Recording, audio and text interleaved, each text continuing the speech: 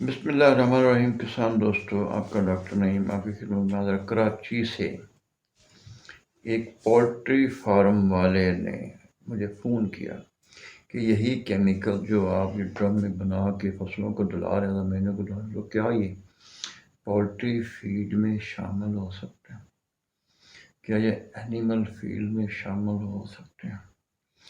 تو اینیمل کے لیے تو بہترین فارمولہ یہ ہے کہ آپ نے جو سائلیج بنانا ہے اس کو اور باقی کھادوں کی بجائے صرف یہی فارمولہ پورا دے دیں، تو 1 ایکڑ سے 2 ایکڑوں کا سائلیج ملے گا انشاءاللہ۔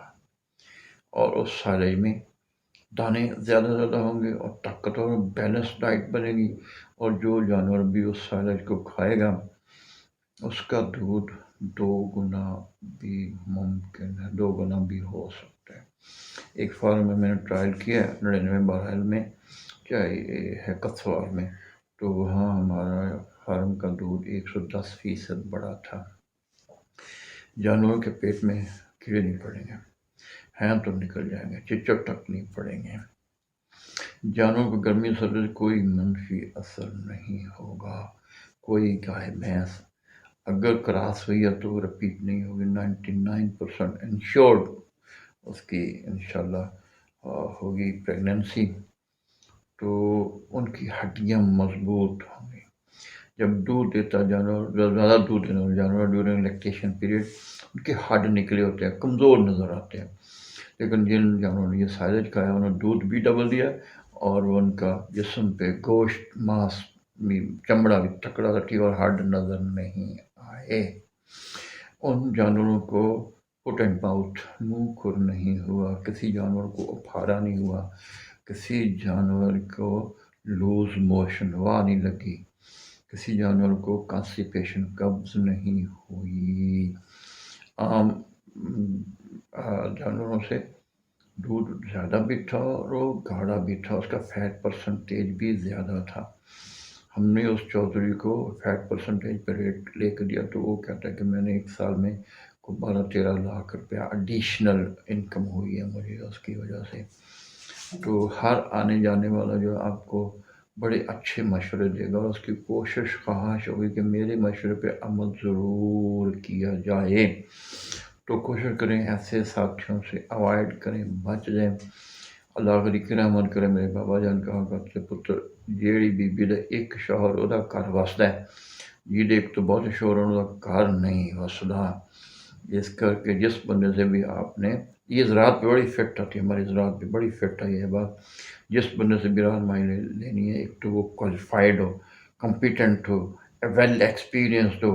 ایسے ہر للو پنجوں کو لفٹ نہیں کرانے، خاص کر پیسٹی سائڈ والے، زراعت والے۔ تو میں نے دیکھا کہ وہ جٹ کو مروا رہے ہیں، خدمت کوئی نہیں کر رہے۔ تو اسی طرح جو پولٹری فیڈ بنتی ہے اس میں اگر 100 من فیڈ ہے تو اس میں یہ 1 ڈرم کیمیکل کا استعمال ہو سکتا ہے، 200 لیٹر، تو 100 من میں تقریباً 2 لیٹر فی من آئے گا، کچھ بھی نہیں۔ تو اس سے آپ کا جو ہن ہے، چکن ہے، کا جو مرغی ہے، ایک تو اس کا گوشت بڑا لذیذ ہوگا، وہ وزن مناسب سمارٹ جسم ہوگا، ایسے اتنا بلکہ کہ جیسے وہ چل بھی نہ سکے یہ نہیں ہوگا۔ جیسے یہ آپ کا برائلر اگر 4-5 کلو کا ہو جائے تو پھر تو اس سے چلنا محال ہوتا ہے۔ وہ ایگ زیادہ دے گا، انڈے زیادہ دے گا، ایگ کا چھلکا جو مضبوط ہوگا، اور ایگ کے اندر جو زردی ہے وہ ایسے ہی ہو جائے گی جیسے دیسی انڈے کی ہے، اور کھانے والا اس میں سے بیڈ سمیل ہے، جو عام یہ پولٹری کا انڈا اس میں بیڈ سمیل آتی ہے، تو اس انڈے سے جس پولٹری نے یہ ڈائٹ کھائی ہوگی اس کے انڈے سے بیڈ سمیل نہیں آئے گی۔ اور اس سے بھی بڑی مزدار بات بتا دوں کہ جو آپ کے ہین کو جو پیچس نہیں لگتے وہ بالکل نہیں لگیں گے، بالکل اس کا ہاضمہ درست رہے گا، وہ ڈائٹ عام ہین سے زیادہ کھائے گا، اور اسی طرح آؤٹ پٹ بھی زیادہ دے گا انشاءاللہ۔ ان جانوروں پہ خاص کر یہ برائلر پہ گرمی کو یہ بالکل نہیں برداشت کر سکتا، تو اس میں یہ ابیلٹی ہوگی کہ گرمی میں بھی بہتر گرو کر سکے اور اس کو برداشت کر سکے۔ تو اسی طرح وہ جو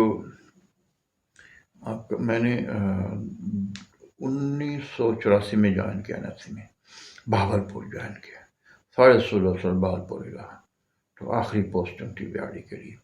وہاں کچھ دوست پولٹری والے دوست بن گئے، تو جھانگی والا روڈ ایک مشہور ہے، وہاں ایک میرا بڑا دوست تھا، اس نے بڑا فارم بنایا تھا۔ لیکن کیا ممکن ہے کہ لیئر کا فارم تھا کہ ایسا ممکن ہے کہ میرے جو انڈے ہیں لیئر کے وہ ان کی زردی ایسے ہو جیسے دیسی انڈے کی ہوتی ہے، یہ بالکل ممکن ہے۔ تو ہم نے اس کی جو پولٹری کی یہ آپ کی ہے فیڈ، اس میں صرف کاپر سلفیٹ ملا تھا، صرف کاپر سلفیٹ، 100 کلو میں 5 کلو۔ تو واقعی اس کے جو ہین کا انڈا تھا وہ اس کا سائز بھی بڑا ہوا، اس کا جو اپنا جو ہول چھلکا وہ بہتر مضبوط ہوا، ویسے چھلکا بڑا نازک ہوتا جاتا ہے ان کا جیسے کمی ہوتی جاتی ہے۔ تو سب سے بڑی بات ہے کہ اس کی زردی جو ہے نا وہ سائز میں بڑی ہوگی اور رنگ میں بھی گہری ہوگی، اور اس کا انڈا جو ہے مارکیٹ میں جاتا تو سب سے پہلے بکتا اور لوگوں سے ریٹ بھی بہتر ملتا۔ تو یہ ہماری ہین کو کوئی پرابلم نہیں ہوا، اس کیمیکل کو ان کے فیڈ میں ڈال دو کہ ہین جو ہے نا بڑا سخت جان، اس کا اسٹمک بڑا سخت جان ہوتا ہے، سانپ کھا جاتے ہیں۔ میرے ماموں سوناب تھے، تو انہوں نے وہ سونا پگھلایا اور اس کی جو ڈلی تھی وہ آئرن پہ رکھی ہوئی تھی، تو ایک مرغی جھٹ سے آئی اور کھا گئی۔ انہوں نے اس مرغی کو جلدی سے پکڑ کے کاٹا، جب اس کا اسٹمک نکالا تو اس میں وہ ڈھیلی سونے کی نہیں تھی، وہ تحلیل ہو چکی تھی۔ تو اس کو تو کچھ نہیں ہوگا، لیکن اینیمل فیڈ میں یہ کیمیکل آپ نے نہیں ملانی۔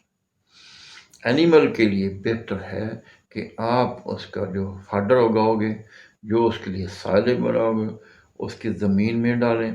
زمین سے پودا اتنی غذا اپٹیک کرتا ہے جتنی اس کی ضرورت ہوتی ہے، ضرورت سے زیادہ اپٹیک نہیں کر سکتا۔ تو وہ جو اپٹیک کرتا ہے وہ اس قابل ہوتی ہے کہ ہمارے جانوروں کو پہ منفی اثر نہ ڈالے، جانوروں کو پرابلم نہ ہو۔ تو اس لیے یہ آپ نے احتیاط کرنی ہے کہ ڈرم والا کلیہ بنا کے آپ نے اینیمل جو بنڈا ہے اس میں نہیں کہیں ڈال دینی، تو وہیں آپ کو کوئی نقصان ہو سکتا۔ اللہ مجھے اور آپ کو اپنی ایمان میں رکھے، کامیابیاں دے، آمین ثم آمین۔ پھر بھی جب متعلقہ سوال پوچھ سکتے ہیں، جب چاہیں تو ہم آپ کو کوشش کریں گے سیٹسفائی کریں۔ اللہ حافظ، اللہ ناصر ہو۔